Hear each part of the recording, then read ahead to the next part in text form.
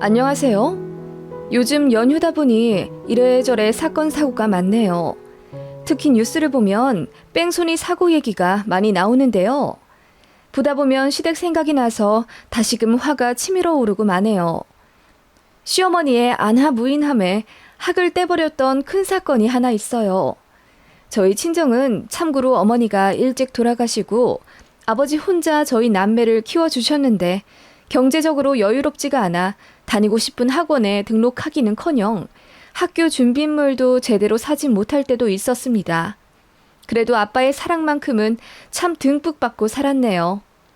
지방 오가며 힘들게 일하셨지만 저희 남매한테만은 늘 깊은 관심을 두고 남부럽지 않은 엄마 역할까지 하려 부단히 노력하셨던 분입니다.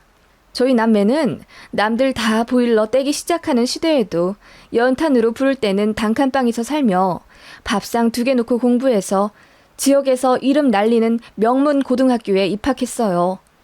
사정 어려운 거 아시는 선생님들이 혜택을 주셔서 지역 장학금도 받고 대기업 추천 장학금도 받아가며 공부했습니다. 둘 다 공부에는 악바리 근성이 있었기에 남부럽지 않은 성적을 자랑했고 그 결과 둘 다 명문대에 진학하게 됐어요. 저보다 동생이 공부를 더 잘했고요. 저는 그냥 공부 잘하는 애들 중에 딱 평범한 루트 탄 케이스입니다. 휴학 한 번 없이 무난하게 대학 다녔고 졸업하기 한 학기 전 공기업 특채로 입사했어요. 저는 무엇보다 안정적인 수입을 원했기 때문에 더 연봉 세다는 대기업도 마다하고 그냥 공기업으로 들어갔어요. 빨리 돈을 벌어 아빠도 호강시켜드리고 싶었고 저보다 잘났지만 제 남동생이니 용돈도 주고 싶었습니다. 남동생도 저처럼 국내 기업에 입사할 줄 알았는데 군대 다녀오고 나니 더 다양한 경험에 목이 말랐나 봐요.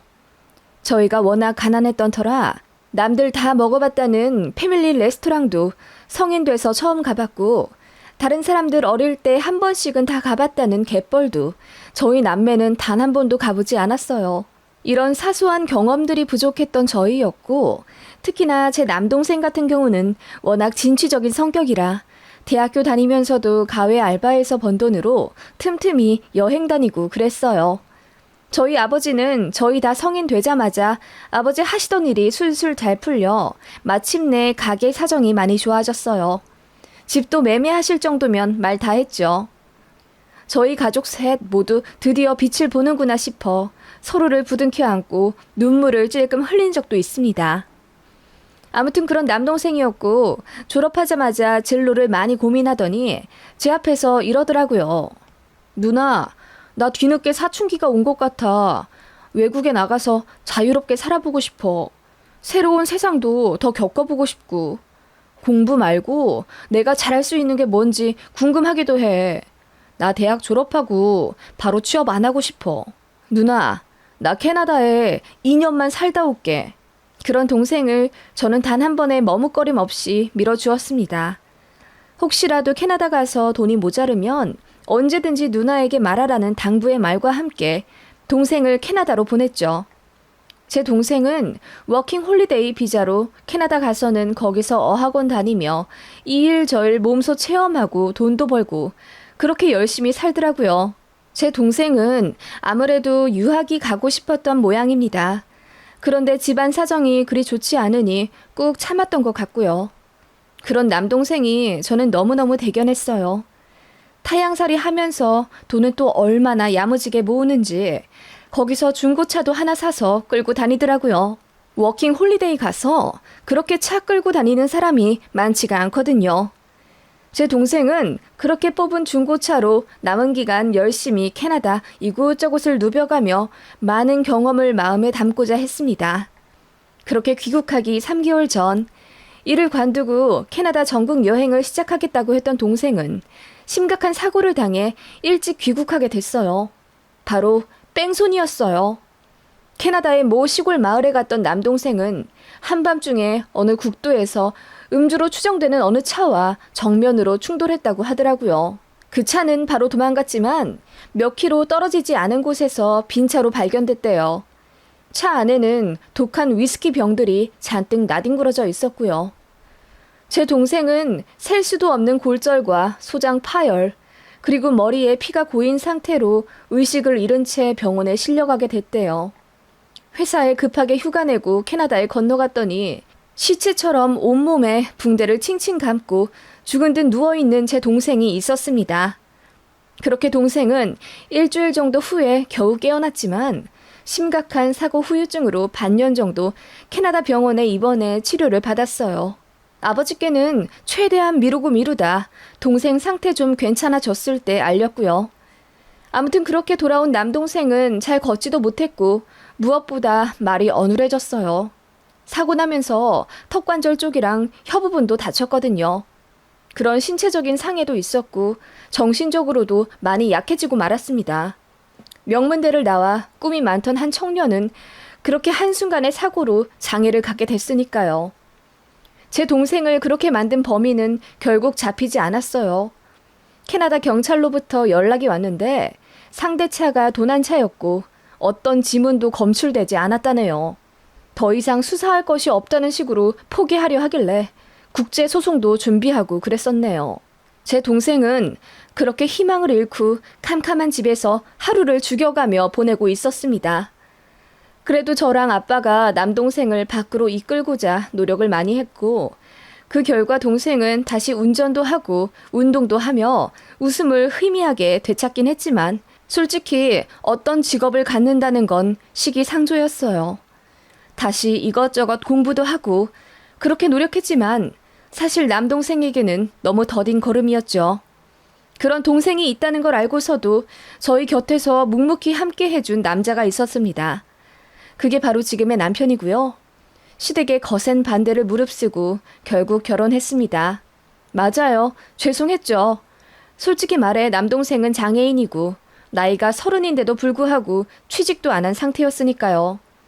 제 남동생이 명문대를 나오고 머리가 비상한 반짝반짝한 청년이라는 사실을 제 남편만이 알아주고 인정해 주었습니다.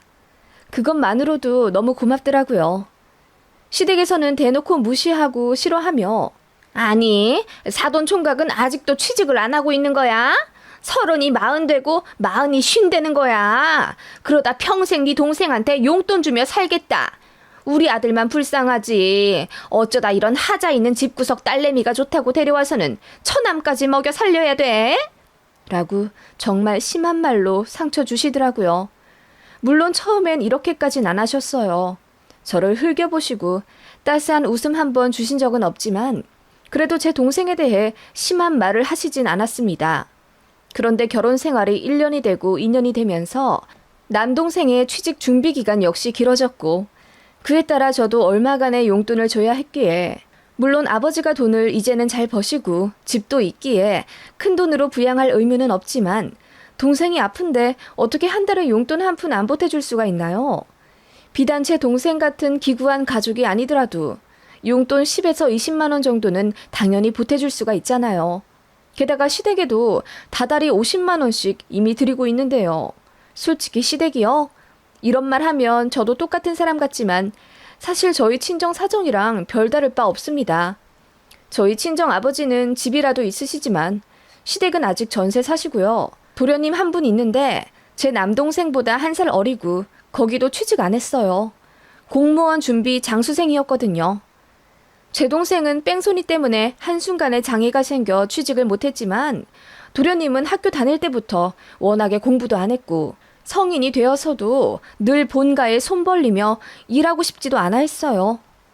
그런 시댁 사정인 거 당신도 뻔히 알면서 시어머니는 저에게 별 볼일 없는 친정, 하자 있는 가족, 장애 있는 남동생 어쩌고저쩌고 운운하면서 제 자존심을 바닥까지 끌어내려 밟기 시작하시더라고요.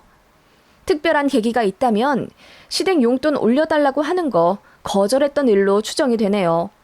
시댁에서 월 50만 원 받는 거 모자라다고 월 100만 원으로 올려달라고 하셨거든요. 그런데 어머님은 나이가 아직 젊으셔서 어머님 나이 20살에 제 남편 낳으셨습니다. 그래서 아직 경제활동 왕성히 하실 나이인데도 일하기 싫다며 저희더러 돈을 더 달라고 하시더라고요. 저희는 아이 둘이 있고 한창 교육비로 달에 200만 원 가까이 나가야 하는 입장인데다 아파트며 자동차며 할부금의 노예로 살아가는 마당인데 어떻게 달에 100만 원씩 시댁에 돈을 드립니까? 월 50도 사실 벅차요. 그 돈이면 제 옷도 마음껏 살 수 있는 금액인데 이런저런 돈 들어갈 거 다 제하면 저랑 남편은 진짜 1년에 옷 한두 벌 살까 말까 할 정도로 치장 못해요. 보풀 제거기로 매년 코트 다듬으며 15년간 입고 있습니다. 아무튼 저희 그런 사정 얘기하며 더 올려드리긴 힘들다고 말씀드리니 갑자기 불똥이 제 남동생으로 튄 겁니다. 돈이 다 그쪽으로 들어가니까 시댁에 줄 돈이 없는 거 아니냐면서 빡빡 우기는 거예요. 많이 줘봤자 20이고 한 달에 10만 원도 못 주냐. 시댁에 돈 들인 거에 비하면 친정에 들어간 돈은 세 발의 피다 등등. 울면서 제가 해명을 해도 어머님은 결국 눈에 가시였던 장에 있는 제 남동생을 걸고 넘어졌고 상처 주는 말의 수위가 점점 심해져 갔던 거죠. 그 바람에 저도 시댁이랑 많이 싸웠고 제 남편도 중간 역할 하다 보니 본인 부모님이랑도 사이가 나빠져서 명절 아니면 시댁도 잘 안 가게 되었습니다. 거기다 시댁에서 사실 뭐 저희한테 보태주신 것도 없고 제 아이들 태어났는데도 이렇다 할 용돈이나 선물도 주신 적 없거든요. 그나마 저희 아버지가 매번 몇십씩 용돈 주시고 놀이공원 데려가 주시고 그래서 조부모의 정을 알지 시댁에서는 저희 애들한테 딱히 관심도 없어요. 시동생도요. 도련님은 공무원 준비만 7년째 하고 있었는데 솔직히 공부는 무슨 공부. 매일같이 놀러 다닐 구르기만 하고 분수에 맞지도 않은 외제차를 렌트에 끌고 다니며 밤마다 여자들이나 꼬시고 살았습니다. 그런데 공무원 준비를 한답시고 시댁에서 매달 100씩 뜯어내고 제 남편한테도 가끔 몇십만 원씩 학원비를 요구하며 살았던 사람이에요. 솔직히 가족으로 엮인 거 아니면 말도 안 섞을 만한 부류고요. 그런 도련님에 비해 제 남동생은 소박한 경차 끌고 다니며 자기가 할 수 있는 역할의 알바를 다니며 학원도 다니고 그렇게 미래를 차근차근히 준비하고 있었고요. 하나 같은 점이 있다면 둘 다 주식 투자에 관심이 많다는 점이었습니다. 그래도 제 남동생은 학교 다닐 때부터 모의 투자로 상금도 1,000만 원 받았던 전력이 있는 반면 시동생은 여기저기서 돈 끌어써서 듣도 보도 못한 기업에 묻지마 투자해서 돈 다 날리고 그랬어요. 어떻게 공무원 준비하는 사람이 주식창에 몇 시간 동안 매달리는지 애초부터 말도 안 된다고 생각했습니다. 공무원 시험에 합격할 만한 끈기도 없는데 그냥 맘껏 놀고 싶으니까 시험 준비한다는 명분 앞세워 일 안 하고 있는 거죠. 제가 보기엔 처음부터 가망이 없었는데 어머님은 둘째 아들이 하면 또 잘한다면서 끝까지 편들고 감싸더라고요. 둘 다 나이도 비슷한데 참 서로 너무나 다른 모습을 보면 기분이 이상해지더라고요. 아무튼 그런 도련님이 어느 날 대형 사고를, 말 그대로 사고를 쳤더라고요. 번화가에서 술을 먹었는데 여자 앞이라 가오 세운답시고 대리를 안 부르고 직접 운전대를 잡았나 봐요. 그렇게 집에 오다가 길을 잘못 들어 고속도로로 빠졌고 집에 돌아오려고 이리저리 다니다 시골길에 들어섰나 보더라고요.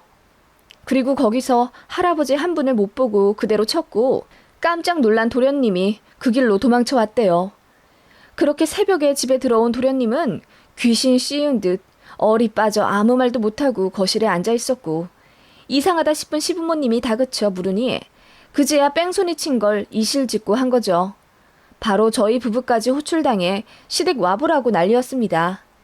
저까지 자초지종을 듣고 나니 진짜 열이 받아 미치겠더라고요. 빨리 신고 안 하고 왜 여기 이렇게 앉아만 계세요? 이럴수록 형량만 길어진다고요. 차에 치인 할아버지 걱정은 안 되세요? 죽었을지도 모르잖아요. 날도 추운데 길에 계속 계시다간 너는 뭔 소리를 하고 있는 거니? 어디서 경솔하게 신고 운운하고 난리야. 어떻게 해야 우리 막내가 무사히 이 일을 넘어갈지 그거 고민해보자고 니들 부른 거다. 시어머니는 그렇게 사건을 은폐하려고 하시더라고요. 아버님은 착잡한 얼굴로 담배만 연신 피우러 나가셨고요. 저희 부부는 도련님에게 이제 수사 들어가면 잡히는 건 시간 문제다. CCTV에 다 찍혔을 텐데 왜 도망쳐 왔냐? 라고 빨리 자수하라고 화를 내고 다그쳐보기도 했지만 도련님은 묵묵부답 고개만 숙이고 있더라고요. 그러다가 슬그머니 하는 말이 제가 오면서 다 둘러봤는데 CCTV는 없었어요. 거기가 외진 시골이라. 그 할아버지 치고 나니 술이 확 깨더라고요. 그래서 둘러봤죠. 동네에 차가 한두 대 세워져 있긴 했는데 보니까 차마다 블랙박스도 없었고요. 그냥 이대로 가만히 버티고 있는 것도 나쁘진 않. 저랑 남편은 그게 무슨 말도 안 되는 소리냐며 방방 뛰었고 그 모습을 눈물을 흘리며 보던 시어머니가 이를 어쩌냐며 발만 동동 구르고 안절부절 못하더니 죽어도 막내는 빨간 줄 그을 수 없다며 막 우시더라고요. 급기야 뺑소니 그거 잡지도 못하잖니. 너도 길 가면서 현수막 많이 봤잖아. 며칠 몇 시에 사고 난 장면 목격하신 분 찾는다면서. 우리 막내가 낸 사고도 그렇게 묻힐 수도 있는 거고. 어머님, 그러다 도련님 형량만 더 늘어요. 언젠가는 잡힌다고요. 네 동생 친 범인도 여태 안 잡혔잖니? 어머님이 소리치듯 한 그 말에 순간 말문이 막히더군요. 남편이 나서서 무슨 말 같지도 않은 소리를 하냐며 언성을 높였고 어머님은 갑자기 무언가 생각났다는 듯 며느라, 사돈총각 운전을 한다고 했지? 라고 물으시더군요. 그렇다고 말하니 갑자기 안도의 한숨을 쉬시더니 제 손을 잡으면서 내가 생각하기에는 사람 인생은 각자 다르고 또 갈 길이 정해져 있는 것 같아. 내가 사돈 총각한테 정말 큰 빚 졌다고 생각하고 정말 잘할 테니까 눈 딱 감고 이 시애미 부탁 하나만 드려주련? 라고 하시더군요. 무슨 말씀이냐고 여쭈으니 어차피 우리 사돈 총각은 이제 취직할 가능성도 없고 솔직히 이제 가족한테 도움받아 살아야 할 사람이잖니. 우리 막내는 공무원 시험 준비하는 몸 건강한 앞길 창창한 애고 우리 막내가 잘못 저지른 건 천부당 만부당한 일이지만 솔직히 재수가 너무 없기도 했잖아. 네? 그래서요? 어머님, 무슨 말씀을 하시려는 거예요? 사돈 총각이 이번 한 번만, 딱 한 번만 우리 막내 대신 조사 좀 받아주면 안 될까? 지금 바로 자수하러 들어가면 니들 말대로 형량이 높진 않을 거라면서. 네? 어머님, 지금 그걸 말이라고 하세요? 아니 만약에 도련님이 친 할아버지가 돌아가시기라도 하면요? 제 동생 그러면 깜빵에서 수십 년 살아야 할지도 몰라요. 그런 거 생각을 하고 말씀을 하시는 거예요? 제가 시어머니한테 고래고래 소리를 지르며 따지자 어머님이 눈물을 펑펑 쏟으며 그러면 당장 막내가 깜빵 들어가게 생겼는데 어떻게 하냐며 제 손을 붙잡고는 비시더라고요. 너밖에 없다. 네가 우리 집안 살려줄 유일한 빛이다. 제발 한 번만 도와주면 안 되겠니? 사돈 총각이 우리의 차 빌렸다가 운전 미숙으로 사고 낸 거라고 하면 되지. 술도 안 먹었다고 하고 우리 막내는 술 먹은 카드 기록도 있고 그래서 안 되지만 사돈 총각은 아니잖아.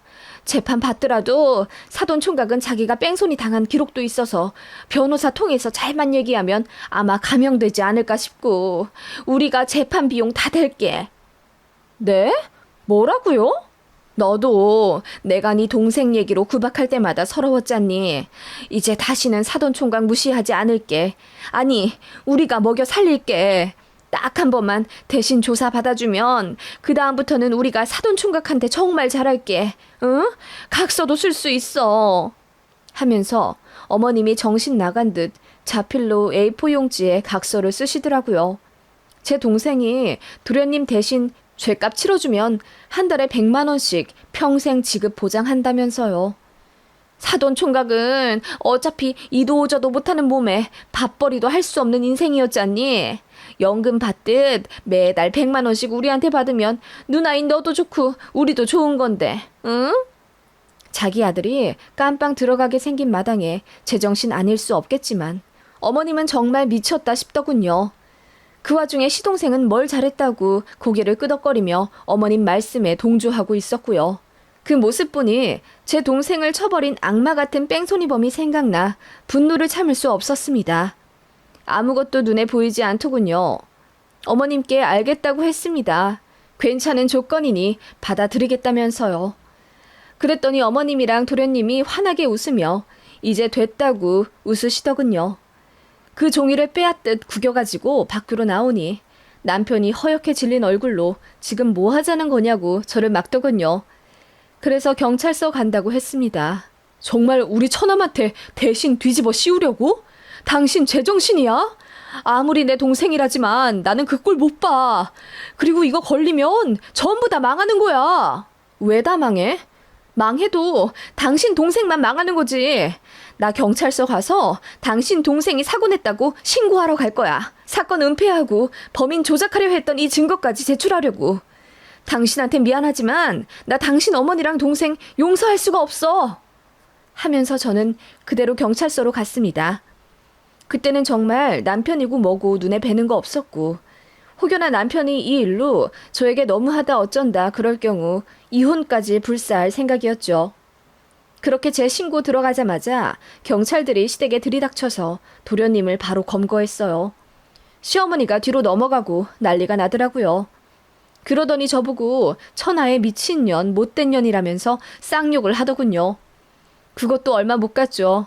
어머님도 경찰에 잡혀가셨거든요. 친족 범행 은폐 시도도 벌 받아야 하는 죄니까요. 어머님이 쓰신 각서는 딱히 효력도 없고 실제로 이행하려는 행동도 없었기 때문에 조사 정도만 받고 풀려나셨지만 도련님은 바로 구속되었어요. 진짜 다행히 그 뺑소니 사고 당하신 할아버지는 경상이시긴 했지만 도련님은 음주 뺑소니라는 중죄에 해당되었기 때문에 집행유예 없이 5년 실형 살게 되었어요. 다행히 할아버지께서 많이 다치진 않으셨고 선처를 요구해 주셨기 때문에 그런 점 감안해서 5년이더라고요. 만약에 시동생이 바로 자수했으면 어쩌면 집행유예 받고 풀려날 수도 있는 상황이었죠. 더 운 좋게 해결됐다면 아마 할아버지랑 합의 보고 끝낼 수도 있었고요. 시어머니랑 시동생의 못된 심보가 저를 건드려서 결국 이 사단이 난 거죠. 저는 시동생이 자수하길 원했습니다. 그런데 시어머니가 제 동생더러 이미 망한 인생이니 깜빵 갔다 오는 게 큰 상관 있겠냐는 식으로 함부로 입만 놀리지 않았으면 저도 제 발로 경찰서에 가진 않았을 텐데요. 도련님은 그래서 아직도 교도소에 있고 형 살고 나와도 공무원 시험? 당치도 않습니다. 자격도 없고 이미 빨간 줄 그어진 마당에 어디 가서 뭘 하고 살겠습니까? 시어머니는 저한테 어떻게 자기의 막내 아들 앞길을 이렇게 막아놓을 수가 있냐며 난리를 쳤고 저도 같이 맞서 싸웠어요. 누가 누구더러 망한 인생이래요? 안 그래도 큰 상처 겪은 사돈총각한테 뭐라고요? 뺑소니 죄를 뒤집어 쓰라고요? 어머님, 선을 넘어도 한참 넘으셨던 거 아시죠? 도련님만 귀한 자식이 아니에요. 내 동생도 세상에 하나밖에 없는 귀한 내 동생이자 누군가의 아들이라고요. 벌 받을 짓 했으면 벌 받으라고 하세요. 시댁이랑은 그 길로 연 끊었어요. 남편이랑도 사실 몇 개월 어색하긴 했어요. 남편도 아무리 머리로는 제가 한 행동이 옳다는 걸 알지만 자기 동생을 신고한 와이프 얼굴 보기가 딱히 유쾌하진 않겠죠. 저 역시 그랬고요. 그래도 저더러 너무하다는 둥에 원망은 안 하더라고요. 저더러 그런 모진 소리 듣게 해서 미안하다고 사과했고요. 저도 일이 이렇게 돼서 미안하다고 했어요. 남편은 어차피 벌어질 일이니 그냥 잊고 저희끼리 잘 살자고 했고요. 저희는 시모가 찾아올까봐 바로 이사했고요. 서류 때도 저희 집 주소 안 나오게 남편이 행정 처리 잘했습니다. 전화번호도 싹 바꾸었고요. 제 동생은 이 일 전혀 몰라요. 제가 입도 뻥긋 안 했거든요. 제 동생의 인생은 전혀 망하지 않았고 잠시 천천히 걸어가는 거라고 믿어 의심치 않았습니다. 그래서 시모의 말에 더 분노가 치밀어 올랐던 거고요. 제 동생은 모아둔 돈으로 주식 투자를 전업으로 시작했습니다. 보행과 발음이 불편한 제 동생이 마음 편히 돈 벌 수 있는 방법은 재테크뿐이었고 본인이 잘할 수 있는 쪽이 바로 주식이었기 때문이에요. 꽤 잘하더라고요. 워낙 신중하고 조심스러운 편이라 욕심내지 않고 차근차근 수익을 내고 있었고 몇 달 전부터는 한 달에 1,000만 원 전후로 수익을 낸다고 하더라고요. 돈 버니까 이제야 가족에게 제대로 베풀 수 있겠다면서 제 남편한테 맞춤 양복도 한 벌 맞춰주고 저희 아이들에게 탭도 선물해 주었죠. 저한테도 그간 뒷바라지 해줘서 고맙다며 거금의 상품권을 선물해 줬던 참 속 깊은 동생입니다. 솔직히 시댁 생각하면 가슴 한켠이 답답해지는 건 사실이에요. 그런데 한편으로는 제 동생을 치고 간 범인을 제 손으로 경찰서에 쳐 넣은 것 마냥 속이 시원하기도 합니다. 이런 복잡한 심경을 아무도 이해 못하겠죠? 이런 일이 흔하지도 않을 테니까요.